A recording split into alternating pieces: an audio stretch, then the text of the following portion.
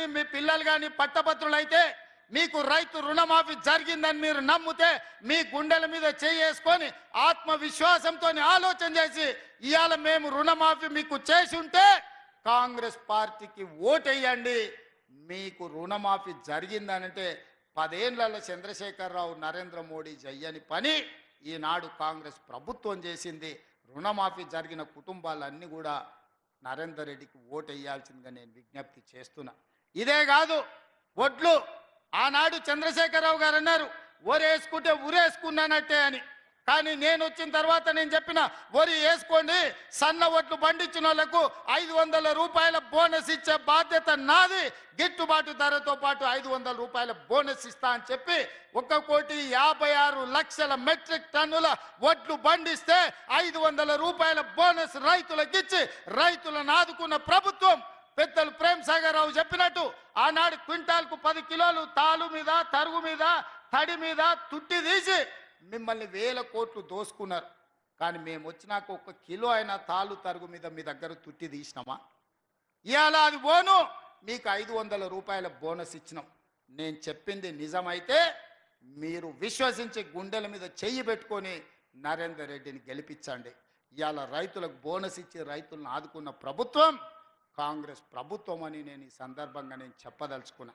ఆనాడు ఎన్నికలను అడ్డం పెట్టి రైతు బంధు చంద్రశేఖరరావు ఎగ్గొట్టి పారిపోతే నేను వచ్చిన వెంబడే మొదటి 3 నెలల్లోనే ఆయన ఎగగొట్టిన రైతు బంధులు 7,625 కోట్ల రూపాయలు మీ ఖాతాలో వేసి రైతులను ఆదుకున్న ప్రభుత్వం మాది. మీ ఖాతాల్లో జనవరి, ఫిబ్రవరి, మార్చిలో రైతు బంధు నగదు పడ్డది. కాంగ్రెస్ వచ్చినాకంటే ఓట్లు మాకేయండి. మీ ఖాతాలో రైతు బంధు పడకపోతే మీరు ఎవరికైనా ఓటు వేసుకోండి. ఇవాళ కూడా ఎకరాకు 5,000 ఒక పంటకు, సంవత్సరానికి 10,000 ఆనాడు ఉండే. ఇవాళ మనము 10,000ను సంవత్సరానికి 12,000గా పెంచి రైతు భరోసా పథకం కింద రైతులను ఆదుకోవాలని ఇవాళ మీ ఖాతాలో పైసలు పడుతున్నాయి. 3 ఎకరాల వరకు రైతు భరోసా ఆల్రెడీ పడ్డది.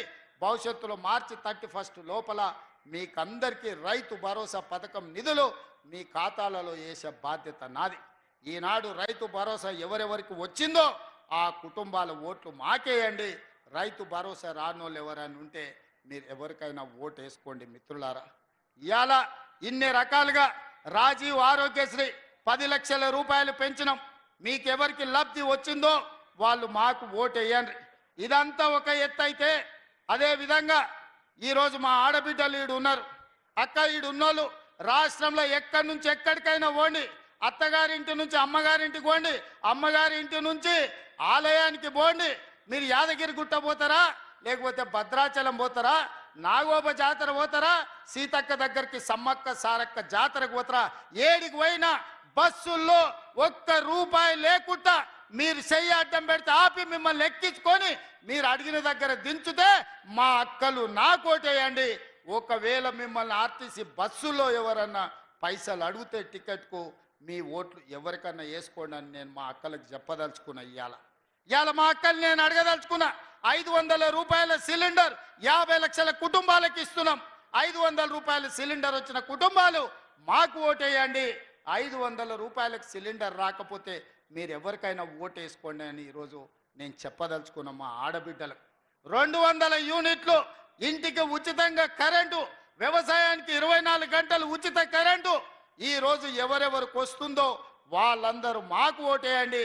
వ్యవసాయానికి ఉచిత కరెంటు రాకపోయినా మీ ఇంటికి 200 యూనిట్లు ఫ్రీగా ఇవ్వకపోయినా మీరు ఎవరికైనా ఓటేసుకోండి. ఈ 2 మేము వేస్తే మీరు మా నరేందర్ రెడ్డికి ఓటేయండి అని నేను అడుగుతున్నా. ఇదే కాదు, స్వయం సహాయక సంఘాలు మా సీతకి ఇక్కడనే ఉన్నది, మా సోదరిమాన్లు ఇక్కడనే ఉన్నారు. ఎన్నడన్నా 10 ఏళ్ళల్లో చంద్రశేఖరరావు ఈ సంఘాలు ఎట్లున్నాయి, మీకేమైనా వడ్డీ వసూలు అయ్యిందా, మీరు ఎట్లున్నారని ఎప్పుడన్నా అడిగిందా? ఇవాళ సీతకు వచ్చిన తర్వాత సంఘాల గౌరవం పెరిగిందా లేదా మీరు ఒక్కసారి ఆలోచన చేయండి. ఇవాళ సంఘాల వాళ్లకు అక్కడో ఇక్కడో కాదు, ఇన్ఫోసిస్, విప్రో, హైటెక్ సిటీ పక్కన ఐటీ కంపెనీల పక్కన శిల్పారామం కానుకొని మీరు చేసిన ఉత్పత్తులు అమ్ముకోవడానికి 100 కోట్ల రూపాయల విలువ ఉండే నైట్ బజార్ను 3.5 ఎకరాల భూమిని మీకు ఇచ్చి 150 షాప్స్ మీకు అక్కడ పెట్టి మీ ఉత్పత్తులను అమ్ముకునే విధంగా ప్రపంచానికి మీ టాలెంట్ తెలిసే విధంగా నేను సీతక్క ఏర్పాటు చేసుంటే మా ఆడబిడ్డలు నరేందర్ రెడ్డికి ఓటేయండి, మేము ఇవ్వకపోతే మీరు ఎవరికైనా ఓటేసుకోండి అని నేను ఈ సందర్భంగా నేను చెప్పదలుచుకున్న మిత్రులారా. ఇవాళ